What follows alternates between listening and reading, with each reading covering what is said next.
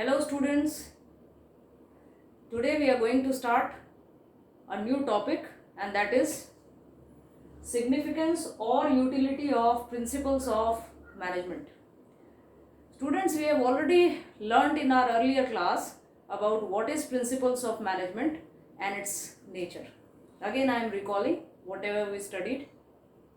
Principles of management, they are basically the general guidelines which helps the manager to take decisions and solve problems when it arises in the organization. Had there been no principles, it would have been very difficult for the managers to take decisions, because whatever decisions the managers would take in the absence of the principles of management, that would be the trial and error approach, and it would have been difficult to find out what would work and what would not work. That is why these principles, they were derived, we have earlier learned, and once they were derived, the managers, they could make use of it, and after understanding its application, if they applied it in a proper manner, the results would be good. So let us understand some of the significance, or you may say utility, or benefits, or importance of principles of management. The first point is, principles of management provides managers with useful insights into reality. When we say principles of management provides managers with useful insights, insights means understanding. For every manager, first of all, it is very important to know about the various principles which have been derived, to understand it. Then only the managers would be able to apply those principles in reality. In reality means in real world situations. It says it helps managers in understanding real world situations and dealing effectively with the problems which are of recurring nature. We have learned earlier also that principles, they always help managers to solve the recurring problems which arise in the organization. So if the managers, they are aware about those principles, and proper understanding of those principles will always help the managers to deal effectively with the problems. So this is what is meant by it provides useful insights. Along with it, it also helps manager to learn from their past mistakes and save time. If the managers, they are aware about the principles and they have knowledge about the principles, and also they have used it in the organization, it may be possible that because of the lack of proper understanding, initially they would not have been successful in its application. But better is the understanding of these principles, more are the chances to apply it in a proper manner, and if they apply it to the recurring problems, automatically it saves their time. And third point associated with it is, it also helps in increasing managerial efficiency. The more they are able to understand and apply it properly, the better is the efficiency of the manager in handling organizational problems. So in this way, it provides useful insights into real world situation. For every manager, it is necessary to know about the principles of management. For example, there is a principle which is called the principle of stability of tenure. Now this principle states that once an organization appoints some personnel to work at a particular place, the manager should ensure that the appointed personnel should stay for long in the organization and give his services. If the stability of tenure is not there in the organization, it is a huge loss to the organization. And if the manager is aware about this principle, always while selecting the employee, he will see that a particular employee fits to the organization and its need, so that he can be stable in the organization or stay for long in the organization. So this is one of the principle, and with this we can understand this point. The second point says principles of management help in optimum utilization of resources and effective administration. There are 2 points in it: optimum utilization of resources and effective administration. When we say it helps in optimum utilization, how it helps in optimum utilization? If a manager has proper knowledge and understanding about the principles of management, the manager will be able to utilize those principles in handling the resources in such a manner that while taking decisions, always he keeps in mind that his decisions should be based on cause and effect relationship. Karan or Parinam, whatever decision he is taking based on the principles of management, this is going to give particular result. If he is aware about it, automatically he is going to save himself from the trial and error approach, and in this way the wastages of resources in the organization will be less and the benefits will be more to the organization. It is written very clearly, with proper understanding of the principles of management, the managers are able to evaluate the cause and effect relationship of taking decision on the basis of application of different principles, so that they can save the organization from adopting trial and error approach and saving wastage of resources which is considered scarce. So in this way, managers, with the help of principles of management, makes optimum utilization of resources. Also, principles of management helps in effective administration, because for effective administration, management decisions necessitates impersonalization. Very, very important line. For effective decisions, managers' decisions should be based on impersonalization. Impersonalization means it should be free from all prejudices and biases. And the manager's decisions can only be free from all the prejudices and biases if he is basing his decisions on the principles, not on his personal judgments. If the manager is aware, if the manager knows about the principles of management, whatever decisions he will be taking, that will be impersonal. In Hindi अगर हम impersonal शब्द को समझें तो उसका मतलब निष्पक्ष भाव से कोई भी डिसीजन को वो लागू करेगा, और वो डिसीजन जो है किसी भी तरह के भेदभाव से दूर रहेगा. It would be free from all the prejudices and biases. That means it will not be the manager's personal decision, but those decisions will be based on rational thinking, scientific thinking, logical thinking, and that is why it will be useful for the organization. For example, the principle of contribution. This is one of the principle, and this principle states that while allocating budget in the organization, the contribution of different departments should be considered by the manager towards the organizational goals. And if he adopts this principle of contribution, we will see that the proper allocation of budget can be there in the organization. So in this way, there can be optimum utilization of resources and effective administration. Principles, third point, principles of management also lead to scientific decisions. Now, before understanding how it leads to scientific decisions, we have to also understand what are scientific decisions. Which decisions do we consider scientific? Those decisions which are free from all the prejudices and biases.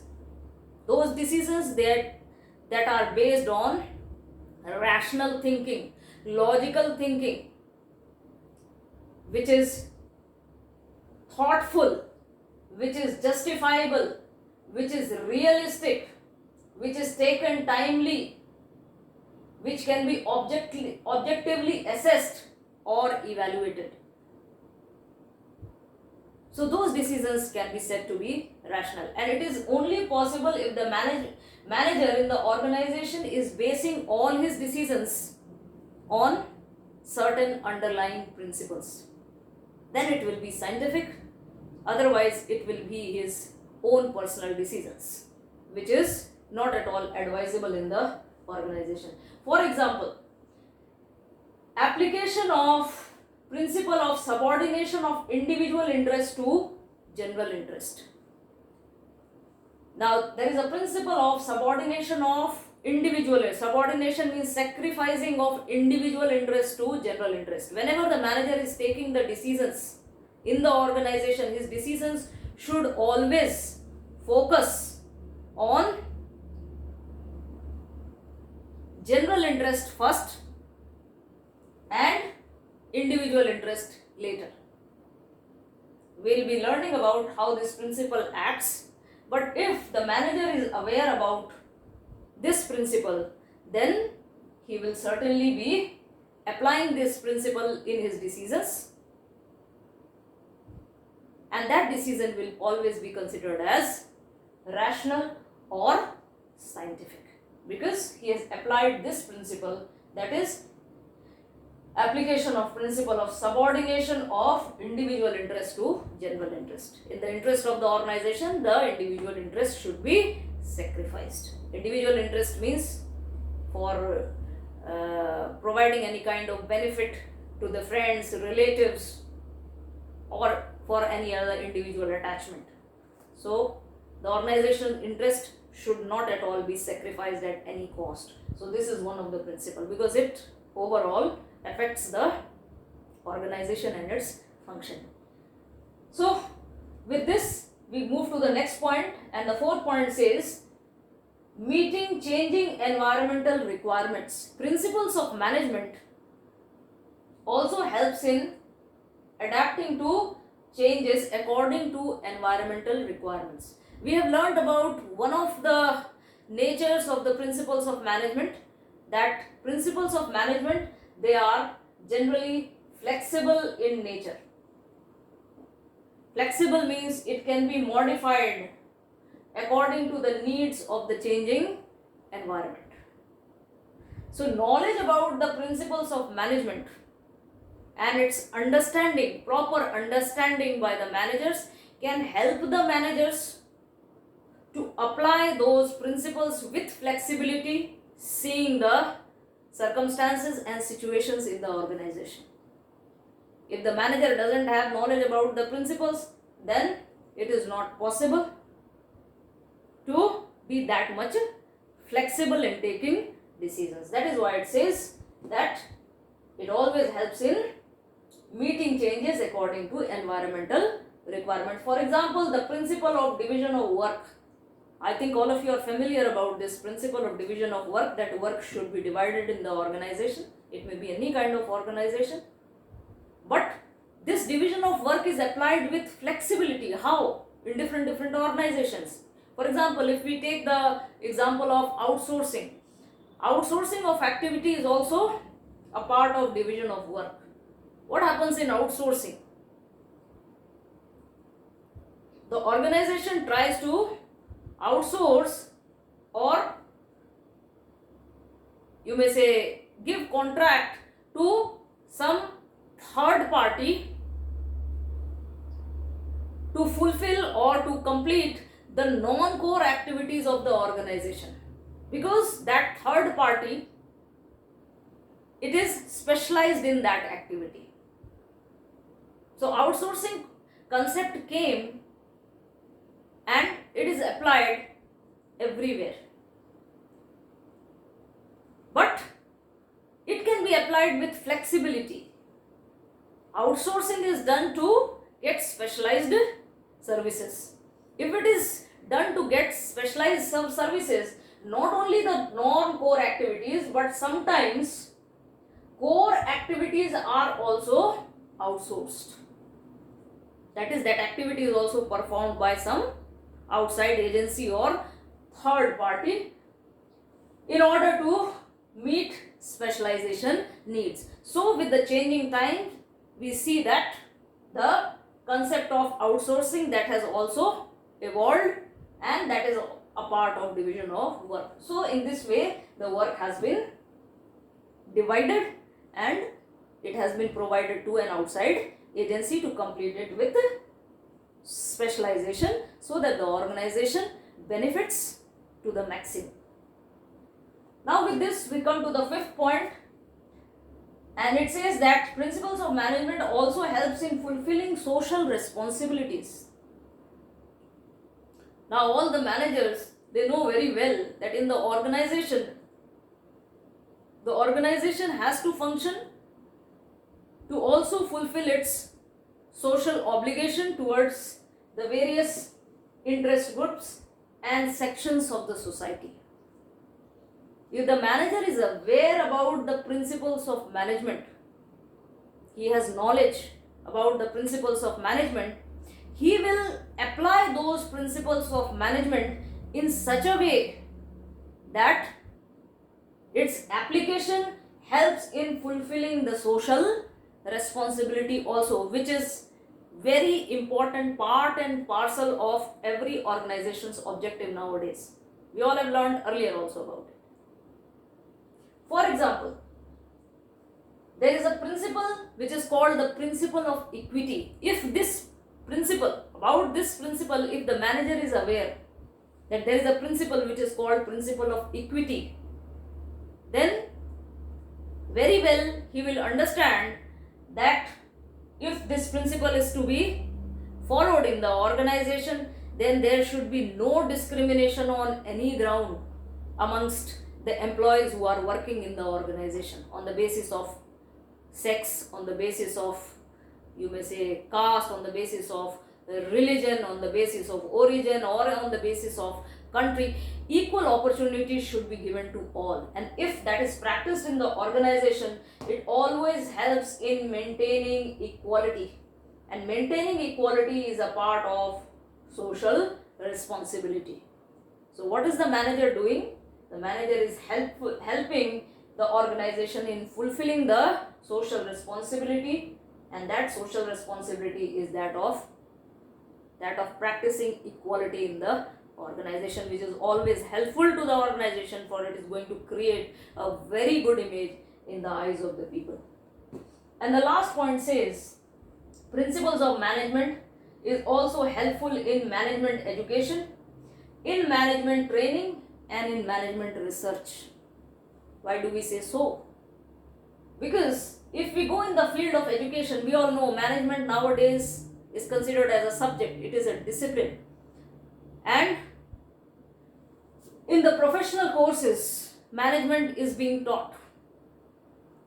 BBA, MBA in different institutes, right from the school level to the different colleges. In degrees, in post-graduations, there is a subject which is called management. And if that subject is taught in schools and colleges, that means those who are the students, they are studying those subjects, and while studying those subjects, they are learning about those principles of management, which can help them in becoming future managers, good managers in the organization. Also, in the field of management training, we see that in-depth knowledge is provided to all the trainees in the training session, so that they develop knowledge about the management principles and they utilize that knowledge and skill in the practical field properly. So it is also utilized, principles of management nowadays, it is also being used in the field of management training. Also in the field of management research, initiative is being taken to base the research findings on the principles of management. That is why researchers, they are also learning about the principles. In this way, what do we see? That if principles of management, they act as guidelines, it is always helpful for the managers to be aware about the evolving principles and have best understanding of it, so that they are able to apply it with flexibility according to the situations which arise in the organization and deal with the problems effectively and efficiently. So with this we have completed this part, and next we'll be talking about some other topic. Till then, thank you. Take care all of you.